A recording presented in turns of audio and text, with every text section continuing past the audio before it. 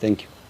Thank you. It looks like all the questions have been answered. The number is one for the petition. There's to one. Dissolve Parliament. Oh, there's one for the petition to dissolve Parliament. And that is a proposal, you said, by the Gen Z? Very well. First of all, I want to thank the young people of Kenya. One day, one time, we were also very young. And we did what we did to have this country the way it is today. Some of us actively engaged to make or to constitute the current Kenyan constitution. And we went through the thick of that day. That is why we have this constitution. The young people of Kenya should not shy away from advocating for what they think is right. The young people should not feel guilty for being on the road to present petitions to Parliament, because that is their right as enshrined in the Article 31 of the Kenyan Constitution. The right to present public petitions to public authorities. It is their right. And therefore they should not feel guilty, however painful it is, however hard it is, however difficult it becomes. The young people of Kenya should now know that they have the support of members of Parliament like ourselves here. We are no longer going to be intimidated, being accused of, oh, you are funding the Gen Zs, oh, you are inciting the Gen Zs, oh, you are the one who is telling the Gen Zs to do this, because the Gen Zs are people who are schooled. They went to school and we actually gave them free primary education. They are using what we gave them to ask and petition for what they constitutionally deserve. So the young people of Kenya have a right to petition Parliament, have a right to petition State House, have a right to petition any public authority if they feel that it is necessary to do so. I honestly think that the kitchen of all problems in this country is Kenyan Parliament. Because it is Kenyan Parliament that make laws that are oppressive. It is Kenyan Parliament that made the faulty, the unconstitutional, the irregular Finance Bill 2023 that has since now been thrown out by the courts. It is the same Parliament that was attempting to make another irregular, unconstitutional Finance Bill 2024, which the greatest people of Kenya rejected. It is the same Parliament that is coming up with other laws like the livestock bill law, the privatization law that they made, and many other very oppressive laws. So if the Gen Zs feel that it is time for them to petition Parliament, they are welcome. It is within their right. And we will support them if we so feel they are doing the right thing. So we want to tell the young people of Kenya, we are with you. We will support you. We will stand with you, as long as you're making the future of this country better. I would want to be an elderly woman in this country to enjoy what the Gen Zs are fighting today. And therefore, when I have the energy to do so, I will support them, I will fight for them, I will lobby for them, I will advocate for them, because I think they are doing the right thing. Last but not least, I would want to say this. I don't know what is this obsession President Ruto has with new things. When he came in, he found Linda Mama. He realized Linda Mama, and I don't know how he realized, because he's not a woman. He has never been in a maternity ward. He has never delivered a child. So I don't know what is this obsession he has with removing what he found to bringing what he thinks is new and creating confusion and mess. He found a very good working program called Linda Mama. He collapsed Linda Mama without any public participation and brought some other new packages. Shisha, shui, shu, shui, sha. Shisha. Linda mpango wa kando. You know. I don't know what is this obsession he has, that he has now to collapse the old funding model for our universities and bring a new model. And now he has created a whole total confusion. Our children are getting depressed because they don't even know whether they are going to report to school tomorrow. What is this whole obsession of new things? New things. Now, look at where we are right now. We don't have money because we have no operational finance bill. Instead of him finishing old projects, he's now going for new. Everything is new.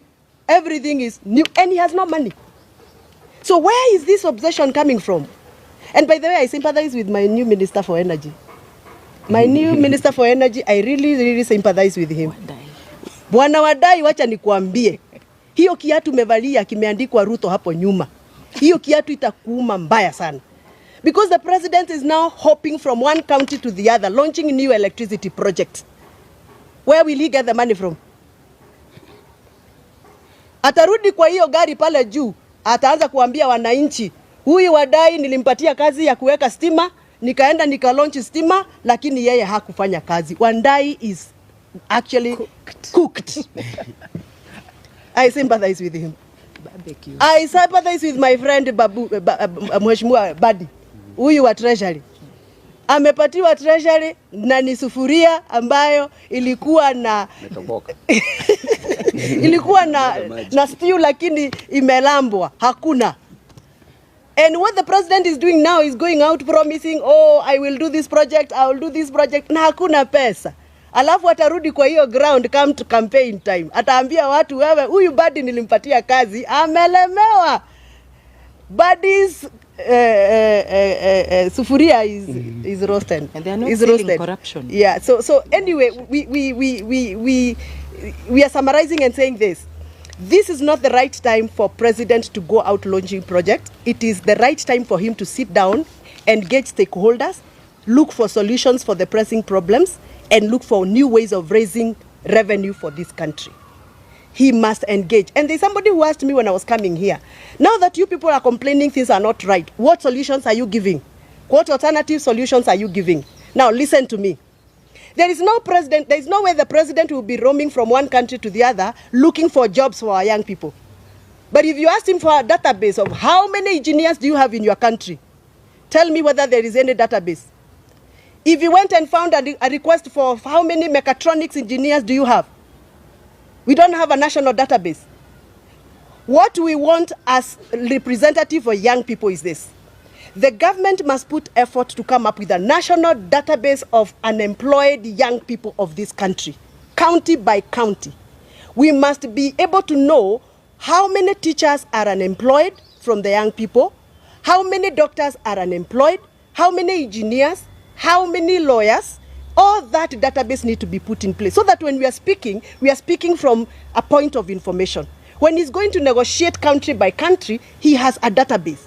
And that is what he should be running with MPs to actually help him to create a national database for the job gap. Number 2, we have what we call National Employment Authority. That is an agency that is created by the government under the Ministry of Labor that has failed this country. We need to start thinking of how we can revamp the National Employment Authority so that we can provide a better way of preparing the jobless young people into assimilation into the jobs. How do we do that? By making sure that the National Employment Authority has offices in every county, so that people in my county, Kiambu, can actually access the offices at the county level, register themselves, and get to know what opportunities are there. Right now, the only person who tells us that there are jobs being advertised, for example, in other countries, is only the president on top of his car. The young people of Kenya don't know where to go to look for that kind of information. So we need these authorities' offices in every county. Last but not least, all the local employers in this country, the manufacturers, like the people who work under the Kenya Association of Manufacturers, the people who have a capacity to employ our people here in Kenya, we need to engage them so that we know how can we work with them partnership so that they can start absorbing our local people, even if it is on an apprenticeship program or attachment program. For example, if we came up with a program and said, we have 3,000 employers in this country, manufacturers, people who are manufacturing locally, and they have the capacity to employ young people. We give them some tax incentives. A tax intensive that you say, Karibu Mheshimiwa, that if you absorb, for example, 5 young people in your company, you'll enjoy this amount of tax subsidy or incentive from the government. So we need to start thinking of how we can partner local manufacturers, local traders, local employers. We give them some tax rebates so that they can be able to accommodate more young people in this country. Otherwise, the issue of joblessness is a very serious issue.